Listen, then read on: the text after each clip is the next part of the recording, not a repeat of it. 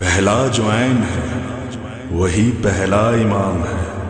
پھر اس کے بعد لام کا جو اہتمام ہے، کلمہ وہ لا الہ کا ہے، لا کلام ہے، اور میم وہ کہ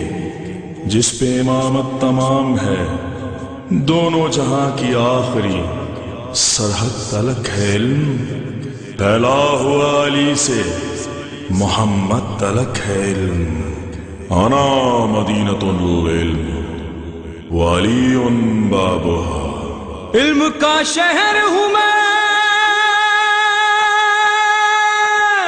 علم کا شہر ہوں میں، اور علی ہے دروازہ، انا مدینۃ العلم وعلی بابها. اصول الحدیث واحکامہ فی علم الدرایت، تالیف استاد شیخ جعفر سبحانی۔ حدیث میں جایا کرتے ہیں، اس قافلے میں شامل ہیں، انہوں نے القاب مختلف عطا کیے ہیں،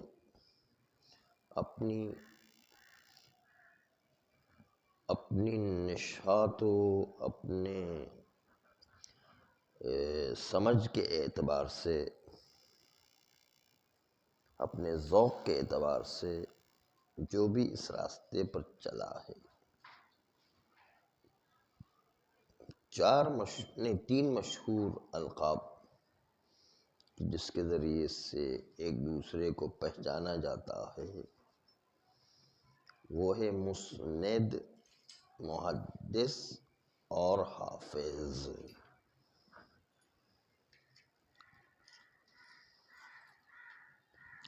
کبھی کبھی وہ شخص کہ جو حدیث کے پیچھے نہیں جایا کرتا ہے، لیکن وہ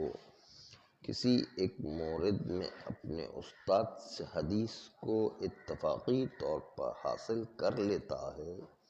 تو اس کا نام ہے مسند۔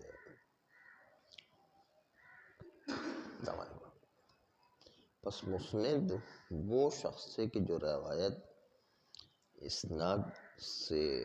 روایت نقل تو کرتا ہے، چاہے اس حدیث کا اس کو علم ہو یا علم نہ ہو، وہ مجرد روایت کرنے کا کام کرتا ہے۔ محدث مسند سے زیادہ بڑا مرتبہ رکھتا ہے کہ وہ اسانید کو بھی پہچانتا ہے، وہ اسماء رجال کو بھی پہچانتا ہے، عالی و نازل کو بھی پہچانتا ہے، اور متون حدیث کے کچھ جملے اس نے حفظ بھی کیے ہوئے ہیں، اور کتب ستہ کو بھی جانتا ہے، صحاح ستہ، مسند احمد، سنن بیہقی، معجم طبرانی، ان کتابوں کو بھی جانتا ہے، اس کو کہتے ہیں محدث۔ حافظ ان میں سب سے اعلیٰ و ارفع درجہ رکھتا ہے، اور حافظ کی صفات میں سے یہ ہے کہ وہ جانتا ہے سنن رسول اللہ کو بصیر کی حیثیت سے، کہ اس سند، اس سنن کے طرق کی بھی بصیرت رکھتا ہے، اور ان کے اسانید کو بھی تمیز دے سکتا ہے، اور ان سنن میں سے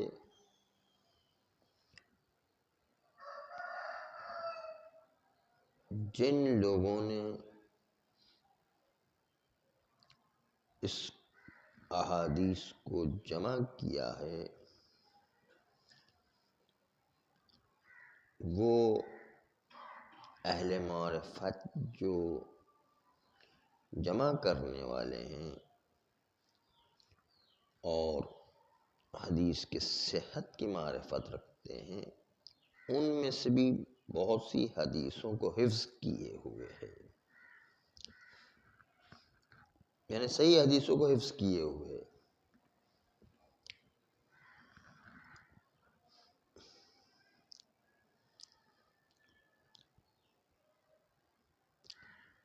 اور وہ چیزیں کہ جس میں اختلاف ہے حال نقل میں اجتہادی طور پر، تو وہ جانتا ہے کہ ان اقوال کے درمیان کیا فرق ہے، اور جانتا ہے کہ فلاں شخص حجت ہے، فلاں شخص ثقہ ہے، فلاں مقبول ہے، فلاں وسط ہے، فلاں شخص میں کوئی بأس نہیں ہے، صدوق، صالح، شیخ، لین، ضعیف، متروک، ذاہب الحدیث، ان سارے اصطلاحات سے واقف ہے، جس کی وجہ سے معرفت حدیث میں بصیرت حاصل ہوا کرتی ہے۔ اور علماء میں سے بعض وہ ہے جو کہتے ہیں کہ جس کو حافظ کہتے ہیں اس کا عدد معین ہے کہ کتنی حدیثیں اس کو یاد ہوں، عدد جو محفوظ ہے، حدیث جو اس نے حفظ کی ہوئی ہے، اس کا عدد جب اس کو جمع کرنے والے کو حافظ کہا جاتا ہے تو اس نے 5 لاکھ حدیثیں حفظ کی ہوئی ہوں۔ بعض لوگوں کی رائے یہ کہ حد ادنا کم سے کم 20,000 حدیثیں اس کو یاد ہوں۔ البتہ یہ 3 تعریفیں جو بیان کی گئی ہیں کہ حافظ و محدث و مسند، اس کی تعریف میں کچھ اختلاف بھی ہے۔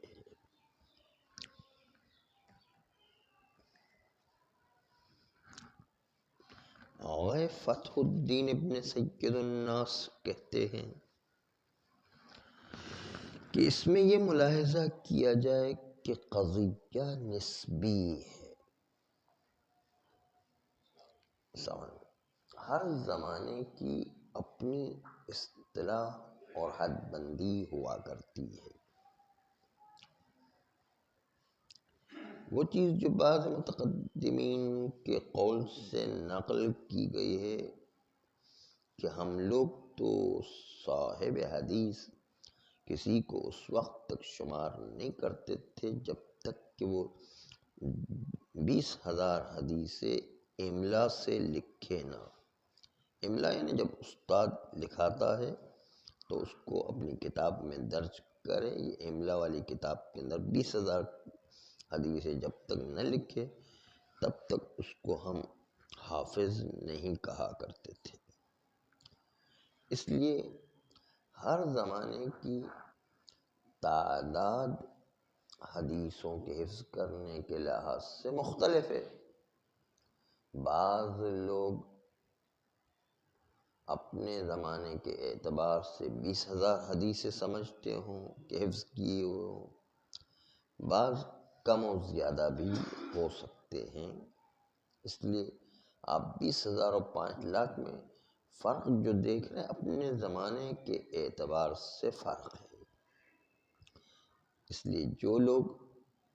20,000 کی حدیثیں نقل کرنے پر حافظ کہتے ہیں تو جو لوگ 5 لاکھ کی حدیث کو نقل کرنے اور حفظ کرنے پر حافظ کہتے ہیں، دونوں میں نسبی فرق ہے۔ دونوں ایک ہی مطلب کو کہنا چاہتے ہیں، ہر زمانے کے افراد مختلف ہوا کرتے ہیں۔ حافظ کا لقب ہر ایک کو اپنے اپنے زمانے اور اپنی اپنی بصیرت کے اعتبار سے دیا جاتا ہے۔ صلی اللہ علیہ وسلم۔